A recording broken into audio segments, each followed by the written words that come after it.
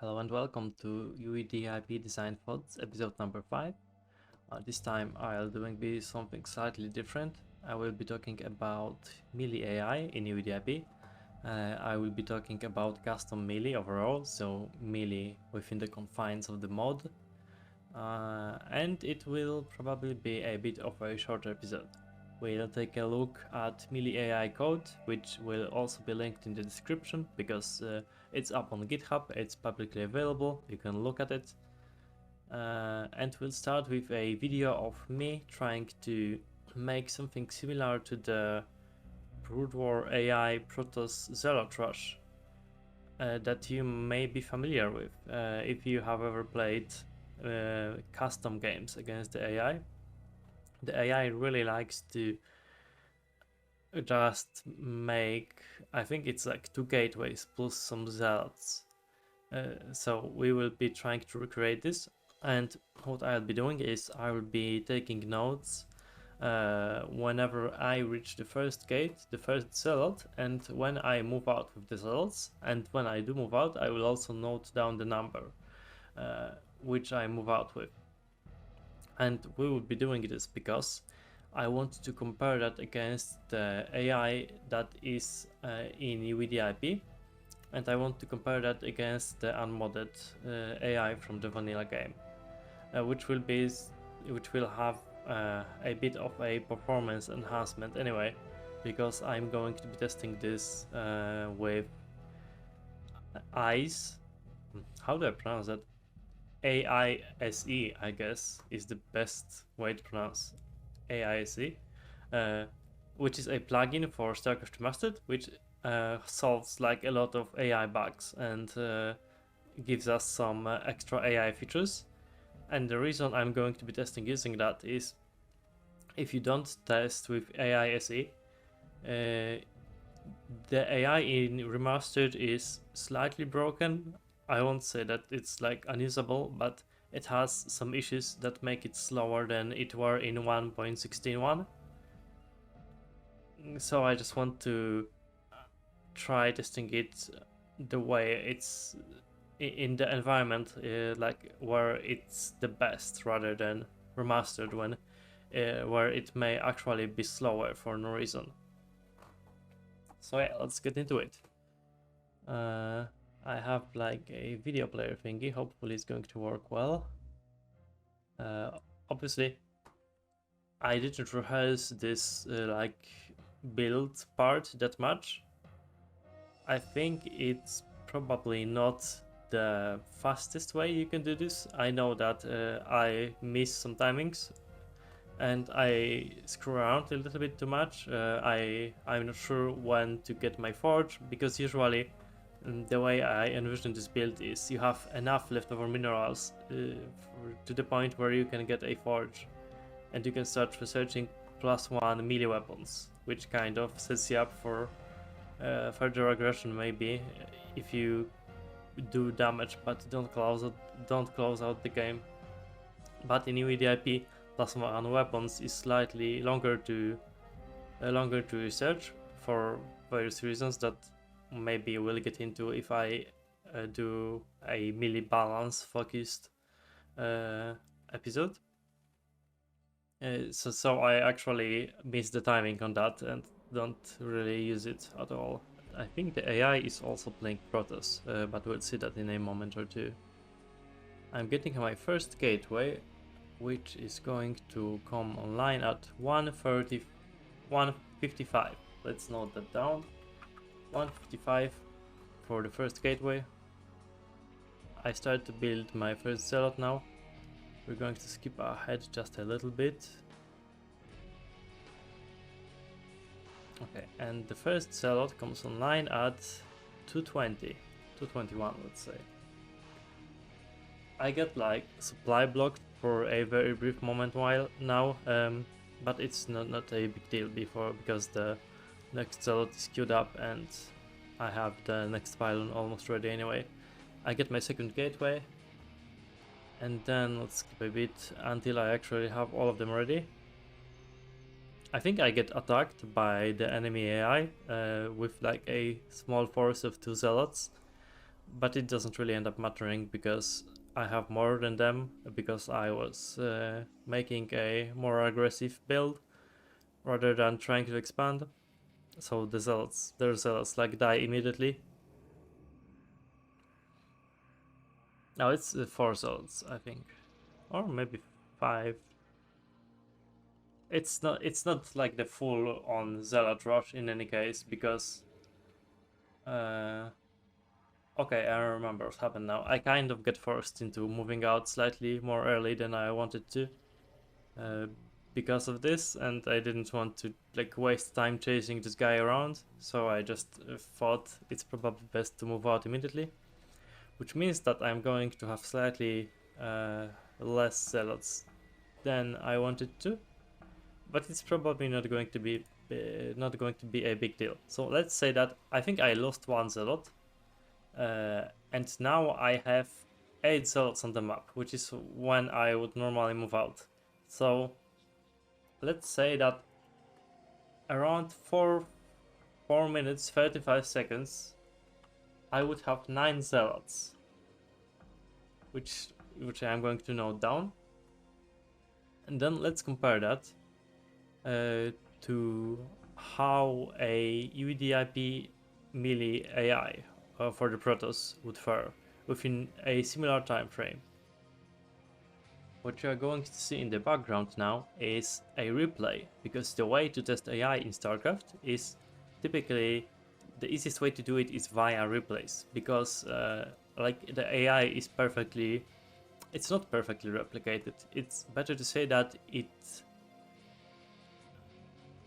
works the exact same way in the replay as it would work in the game, which actually can be the cause of a desync, because if something the player does is not logged perfectly, but the AI is obviously still logged perfectly because it just plays the game as if it would the normal game, except it like tries to replicate all random things that would happen in the exact same way.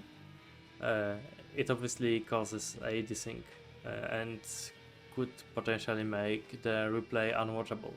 This happens pretty often in custom games because usually there's a bit of a disconnect between what the player does and how the triggers work or how the AI works. So I couldn't like list everything out of the top of my head, but I know that it's like really easy to desync replays with AIs.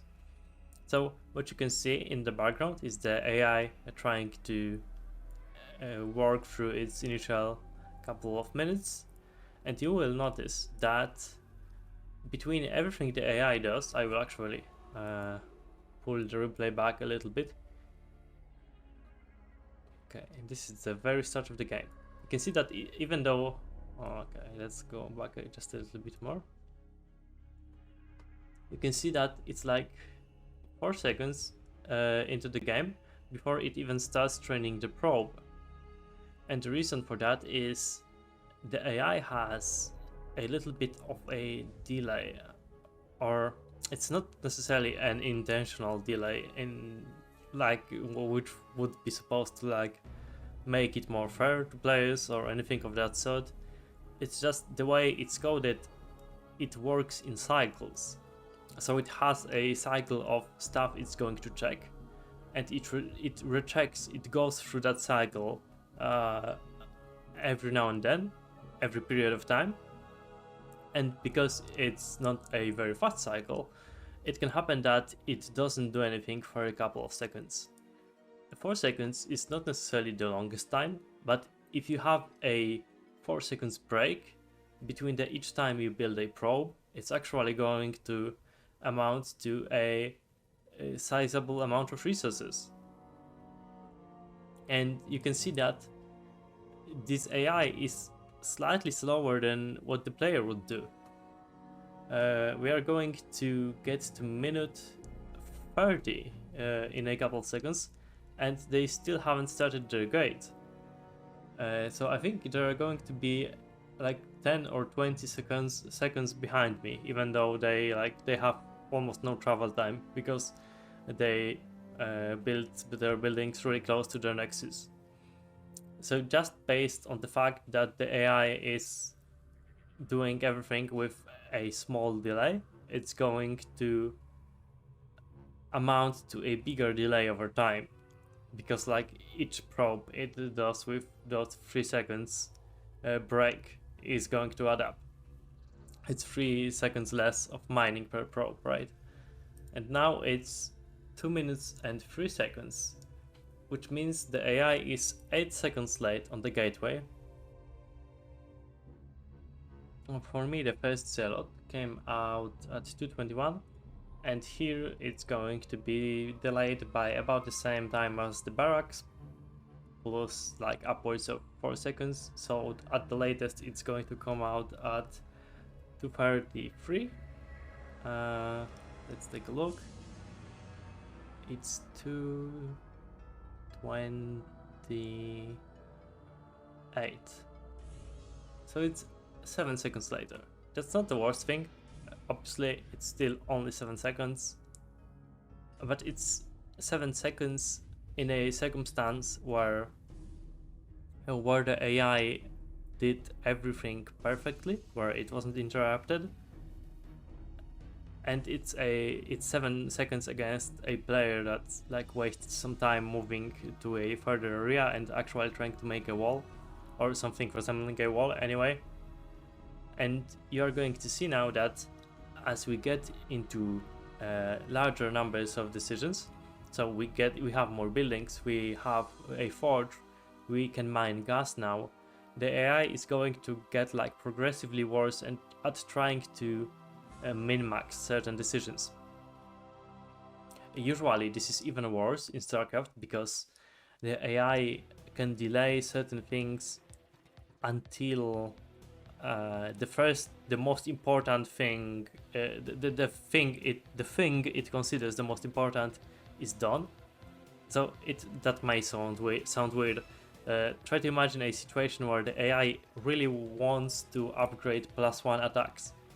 In that case, even though it could have like 500 minerals and 0 gas, it will actually wait with doing everything until it gets to 100 gas and can start doing that upgrade.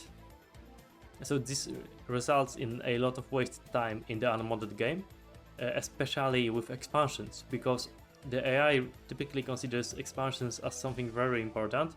So you may have a scenario where the AI has like 1000 minerals, 600 gas, but it won't start doing anything until it gets to that expansion and like makes sure that it can spend 400 minerals on that expansion. Of course, the reason I'm laying it out like this is because, in contrast, in UEDAIP and because of AISE, or thanks to AISE, this is different. The AI is able to peek behind that first request, and if that situation happens, so if you have, for example, 200 minerals and no gas, and the AI really wants to get +1 weapons, it normally would have waited for that 100 gas and wouldn't be able to spend minerals on anything, right? But here we can peek that behind that 200 minerals we could spend 100 minerals without making it impossible to spend 100 plus 100 on the upgrade. So it's like it's legal to build a pylon, or it's okay to build a zealot. This saves a bunch of time and it's really useful. And I will say I didn't explain it in the clearest way. If you would like get really into AI scripting, you'd probably find that if you just operated based on this explanation, you wouldn't be able to necessarily find that one-to-one in the game. And that's because priority is kind of hard to explain overall. And everything the AI does operates on the way things are ranked in its internal priority system, right? Priority, that's a really hard word for me, sorry. Let's just say the P word. So you have, in theory, everything has the P word, but certain things are like parallel P words. Parallel is also a terrible P word. So what I mean is, I think it's defense that's like slightly separate from everything else. It's not really separate, but you can have the AI want to build something and it's getting like delayed because of defense, even though defense doesn't necessarily have a higher priority at the moment. So it kind of skirts around that request system even without picking, and that's probably also a not the best explanation, but if you get into it, it makes some sense because you want to sometimes defend instead of building your main build, because if you don't defend you lose everything, you lose economy, you delay even more than you would have if you waited for like a couple of defense units. But that gets even weirder because defense is like really feral in for StarCraft melee AIs. Even though I will show a perfect counter example of that later on. But if they are left unchecked, they could like build 20 zealots against, I don't know, 5 zerglings. Typically, they don't do that because they like spending money and they like spending money fast. So they don't have a lot of money, or even when they have money, they are in the process of saving up that money for something. It's really important to add those moments where the AI can actually save some money and hopefully have some leftover for defense. And we'll look into a script a little bit later to show you these moments, to show you where you can wait a little bit. Okay, let's move on with the video. We are at about 4 minutes now. I will skip around a little bit. At 4:35, I had that 9 zealot amount and I was moving out with them, right? So we will move out, we will set to 4:35, and I can see that it has 1, 2, 3, 5, 6 zealots, I think. 7, 8. Okay, so the AI actually isn't delayed at all. Well, that destroys my entire video premise, but I've recorded it anyway, so I'm going to be moving on with it anyway. I have been exposed yet again. I wonder if that's because I really screwed up my build. I think this AI got the second gateway almost immediately, right? So maybe if I did retry doing stuff in the exact same order that the AI did, I would be better off. If someone wants to, they can try that. I would be really interested to see what are the results. But actually, let's see first. Did I actually disable the cheat this AI had? Because if I didn't, it will get some cash right about now, and it doesn't get cash. So I did disable the cheat. Sorry, I'm just such a bad StarCraft player that even when I tried to build a Zealot Rush, I failed and was basically as bad as the AI, even though the AI has like an unavoidable 3-4 seconds delay on everything it does in terms of macro. So that's really depressing.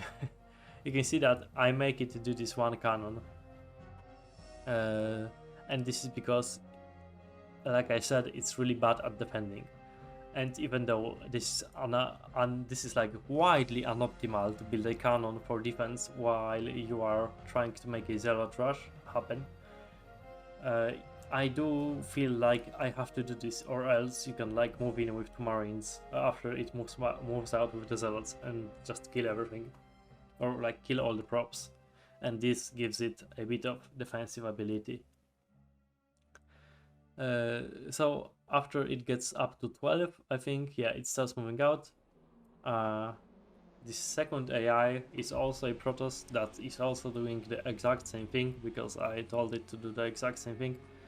And I will want to show one thing that is completely unrelated to this video topic, but look at those zealots and try to tell me that it's easy to tell them apart.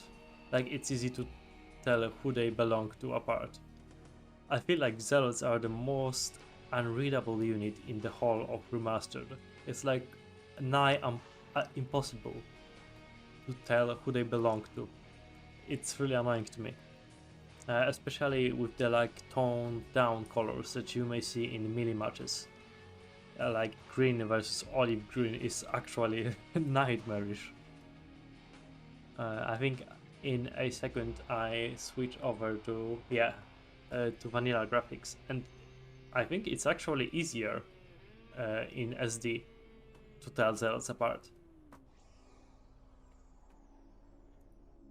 So what I set out to show is those delays. I didn't particularly highlight them very well. I might try to do that with editing if I actually managed to put enough of them into the recording.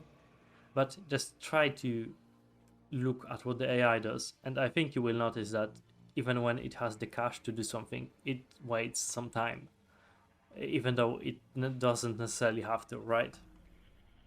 And this, I will also elaborate, this could be due to scripting, but even if you have the perfect script, it's kind of unavoidable, because if you do stuff in a sequence, you will necessarily have some commands that wait for something else to be done, and when you wait for something else to be done, that is also a delay that you cannot quite schedule for.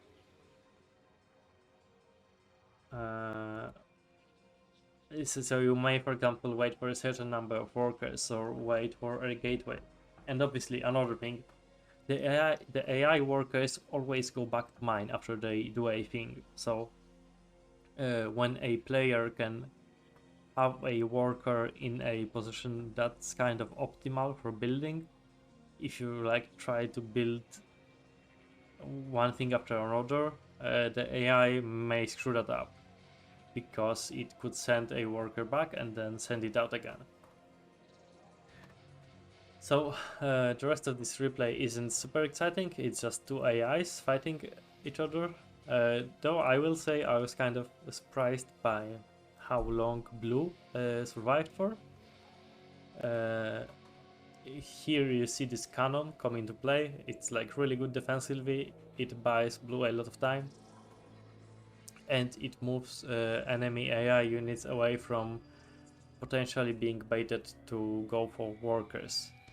It like makes sure that they stay in this gateway area. The AI is scripted to a degree to try and focus workers, but it's not perfect, as you can see. It has to like get close enough to them to do that. Here I think I noticed that for some reason buttons in replays don't have tooltips, which I didn't know. And as you can see, this AI now goes for like a gateway army, because it has plenty of gateways already. This top AI retaliates for a little bit. They start storming each other. I think the top AI goes for like a 4 robotics facility build. And watching this, I learned that that build is kind of suboptimal. So actually, after recording this, I went straight into the script and fixed that, or like tried to make it better. The reason it was suboptimal is I think it spent too little time between trying to get extra buildings, so it like saved up a lot of money, and then it builds like 10 buildings at once, and then it has no money at all. So it gets very little done in terms of units, or it may even delay its expansions just to build a lot of tech structures. It's really bad. I don't want that to happen. Okay, So yeah, I think this is it for this replay. Yeah, you can see that the slightly greenish AI eventually wins and destroys everything, and it actually gets a pretty scary army going. Yeah, so did I end up talking about difficulty somewhere in this recording? I'm not actually sure. If I did, I will repeat myself for just a bit because I wanted to go over why, like, I wanted to rationalize a bit what's my goal with melee AI for a mod and why does it cheat, because the whole point of this exercise for me is to show that it kind of needs to cheat just a little bit to be competitive when compared against a player, because it has all of those unavoidable delays and those like weird quirks that prevent it from doing certain things. So let's actually go into the AI script. You will see that it's a pretty scary one. It's a very large script. It has 68,000 letters and 3,000 lines. And this is like basically a branching tree of everything that the AI may do. It's actually way simpler than it looks, because at a certain point, if you like discard all randomness, it's just a straight line of doing certain stuff and then having some extra, let's say, side behaviors that it can implement if it sees that the player is doing a certain thing. Like I said earlier, this is going to be linked in the description, so if you want to take a look by yourself, you can open it on GitHub and read through it. And yeah, let's get to the first cheat, because that's what I want to start with. Because this is, I think, probably the most impactful cheat. When the AI gets exactly one pylon, it cheats by adding 150 or so minerals to itself. Resources 13 means resources of player 13, and player 13 is basically self. Just whatever is using this command. Obviously it's done this way in melee because I don't know who each player is in melee, so whenever I refer to a player, I just use itself, right?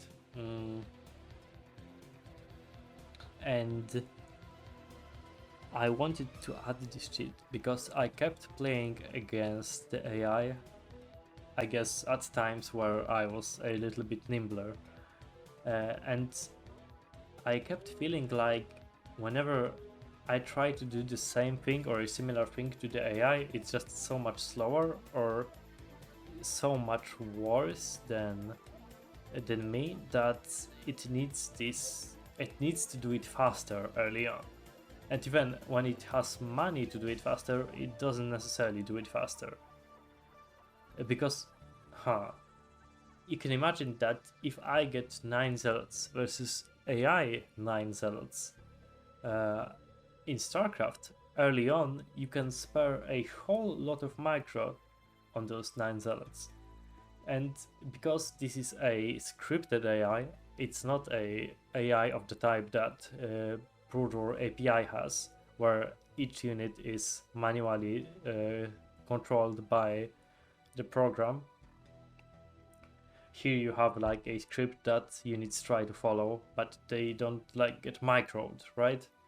It's really easy to focus zealots individually and win the engagement every time. So I thought that I really want this like 150 mineral cheat early on, which lets the AI get a leg up on the player in a way, like try to surprise it by being slightly faster, And I do recognize that this is a cheat, and technically it kind of ruins that feeling that certain things have, where you are satisfied with them because they are legitimate. And this is kind of hard to work with. It's even a topic that could be its own episode of some gaming podcast. Probably it probably already is somewhere in the world. But what I try to talk around is if you play a mission and you beat it using cheats, it doesn't feel the same way as beating it normally, right? It sounds kind of stupid when you say it like that, but it's not super obvious. I feel like nonetheless it's a similar case with melee AI. If it plays according to the same rules that you have, it's a different feeling than when it obviously cheats. And some examples of where it obviously cheats is, I think in StarCraft 2 the insane AIs got not only like a huge modifier on their income, but actually, is that in StarCraft 2? Well, the example I would give is when an AI has a modifier on its income, and on top of that, it gets like free money from the sky for just existing, and it gets that money non-stop, and it's enough money for it to build an army. That's when you get to the territory where it feels wrong, where it feels like it doesn't play on the same rules, play with the same rules that you play with. And like I say, this is really hard to me for articulate, so I'm sorry that it's getting like this. It's so long-winded. I like to imagine that this AI only gets a couple of small pushes, even though obviously, for example, these 100 minerals are completely out of the ass. This is not something that the AI gets because it's mining. The only reason I'm kind of okay with it is because it's so early that it's almost necessarily mining, and it's like so rare that it would decide a game whether it gets 150 or not here, in the way that this is not a part of the game where you are expecting to have massive economical hits that don't end the game. So how to translate this?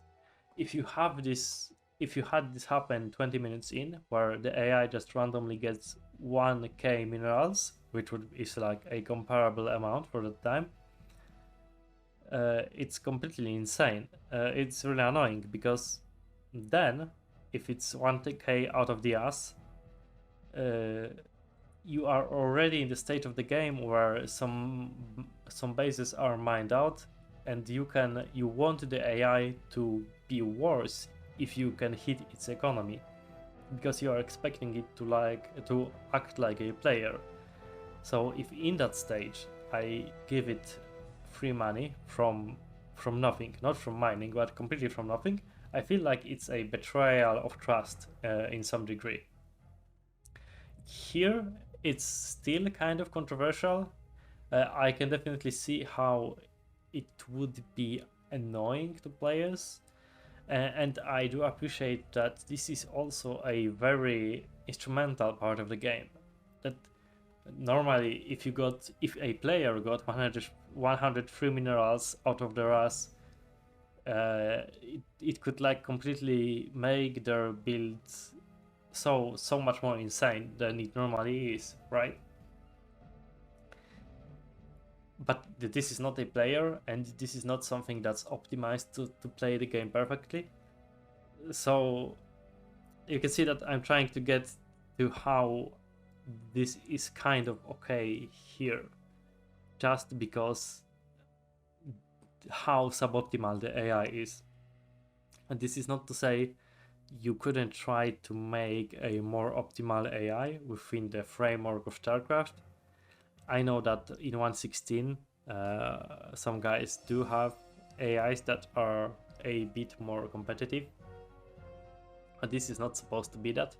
This is supposed to be an AI that provides you with some challenge. It's not necessarily 100% fair, but it's not so unfair that it would behave in a way that's unexpected from a melee player. So it does cheat a little bit, but it doesn't cheat enough to, for example, build a army out of nothing, or build a Ultralisk minute 5. Nothing ridiculous like this. But it does cheat. It doesn't cheat to a degree that I would be uncomfortable with. So let's, with that knowledge and with those like thoughts in mind about when it's supposed to cheat, and when it's not supposed to cheat, let's try to go through what the beginning of the script looks like. All of this is just configuration. You don't really need to care about it. It's not super important for the reader. All you need to know is that this makes some units try to micro. It's not the best micro. It kind of works sometimes, it kind of doesn't work at other times, but it's trying to make the AI a little bit smarter. Because you could hear how I was trying to underline that the AI is really bad at micro earlier on, like it's really bad at preserving units, and those micro configurations definitely don't make it like insanely good or anything of that sort. They just kind of make it okay at focusing some units, for example. All of this is either related to the scripts that make sure a certain spell works when it is researched, or some small scripts that are supposed to run on the side and make sure that the AI does or doesn't do something. For example, let's go to the worker ensure script, or like code block.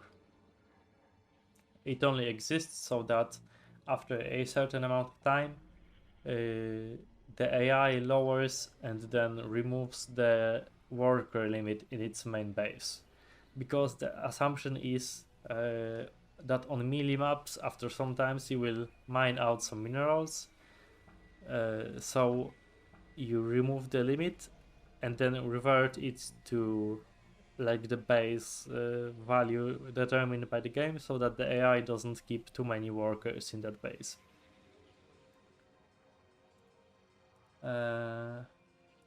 This script, for example, this code block is to make sure that if we spot a cloaker unit early on, the AI immediately tries to get an observatory and train an observer. This is obviously because if we don't do that, the AI can be really screwed by a single cloaked unit, because unlike a player, it doesn't by default know that cloakers require an observer. You have to actually explicitly write this in code, right? Because how else is it going to know then if it's not written in code? It's obviously something that's always the case with scripted AIs. Each contingency it has to be baked into the code. Otherwise, it doesn't have that contingency. So whenever you see an AI doing something reactive, it comes from the code. It means that someone thought about this earlier on. And this may be, I guess, a bit disappointing if you go through the code and maybe you see how limited those contingencies are, or if there's a contingency missing for something that you think should be accounted for. I like to think that I have a decent amount of them in, not like a perfect amount, but it's serviceable. I really like some games that try to do this predictive, I guess, scripting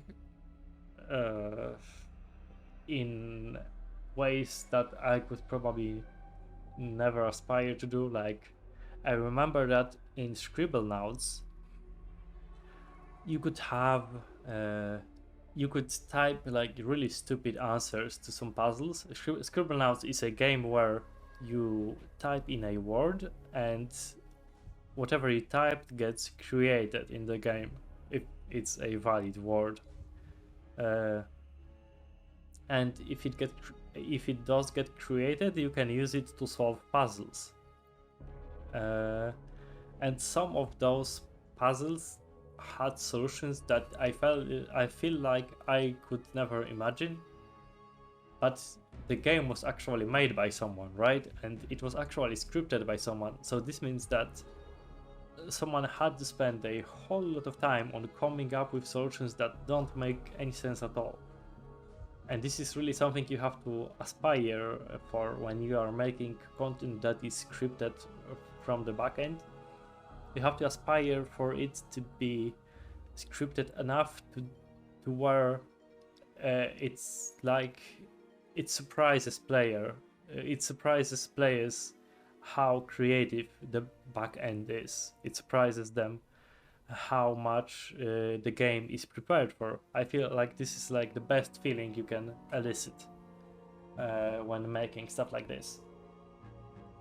This is also probably something that tells the AI to panic a little bit if it's getting rushed with units early on. You will definitely notice if you end up playing against melee AIs in UEDAIP that they don't react the best to rushes, and that is because the AI is unable to make workers defend, except in the very specific case where it's attacked with other workers. So in general, it's really hard to have it mount a defense against like a 6-pull or something of that sort. A 6-pull is almost always a death sentence to the AI. But you know, that's just something I live with.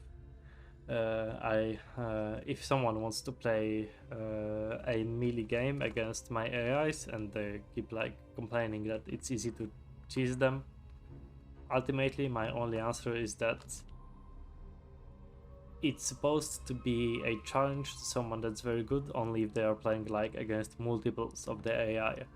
Because with how many abusable quirks the AI has, within the framework that I work with, it's impossible for me, with the time investment that I'm willing to commit to melee AI, that to make it actually on the level of someone that's like a committed melee player, committed 1v1 player.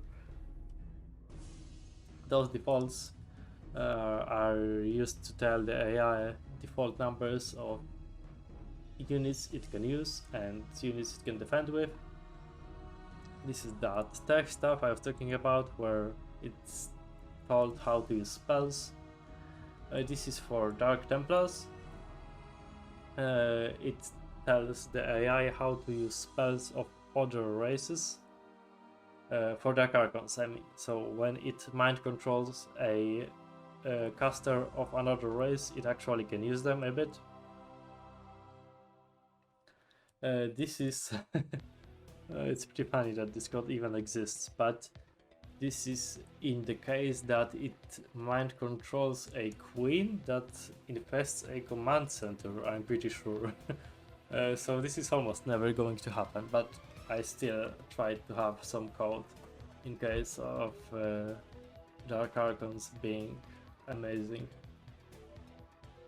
And this is actually the most important part of the script that we have reached. It decides what build the AI is going to use, and this depends on the race it's playing against.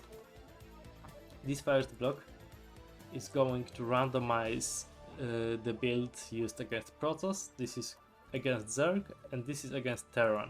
You can see that Against Protoss, you have like 50-50 to pick between Zealots and the Dark Templars as a aggressive opener.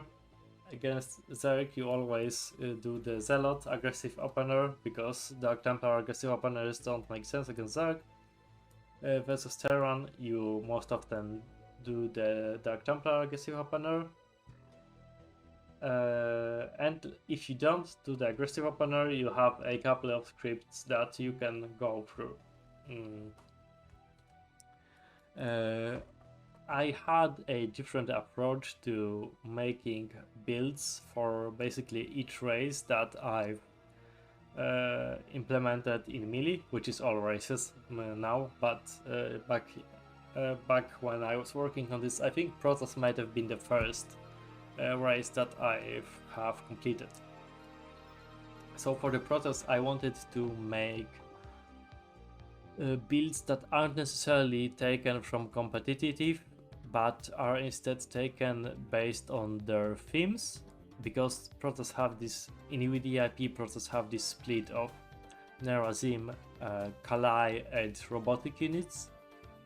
So the scripts you see are based on mixing of those themes, or maybe taking one of them and going all in. For example, going all in or on Nerazim units, or going on in or on Kalai units. So we'll probably go through I think we'll go through the Zealot opener because we saw it in game, and then we will go through whatever it transitions into, I guess. Okay. You can see that the AI is immediately told to build 7 probes, so the 3-4 seconds delay shouldn't realistically happen. It's about the same time, or maybe it's a bit longer than a player could realistically click the Nexus, right? But the AI is an AI, so in principle it should have perfect control, except it doesn't, as you can see. So even though it's immediately told to get those probes, it waits a bit. I will actually, this may be a little bit confusing because we moved through a lot of code, but this code doesn't take a whole lot of time. It like waits 1 frame before it starts to build probes already. So it should always get that probe as fast as possible. I realize that this is getting pretty long, and I have so much more stuff I would like to talk about in terms of melee and melee in UEDIP, and maybe how a UEDIP tournament could look like, and how could it be organized, and if you guys would like to play more melee. But it's getting pretty late, and I'm getting really tired because I'm sick. So if you guys would like to see some more content about melee, or if you guys would like me to record more about this script, a bit of a dive into this melee script, then let me know in the comments. Otherwise, I will see you guys next time, and depending on how interesting this one was, I will probably go back to campaign mission overviews. But otherwise, if it's like really interesting for you guys, I may talk about this a little bit more. See ya.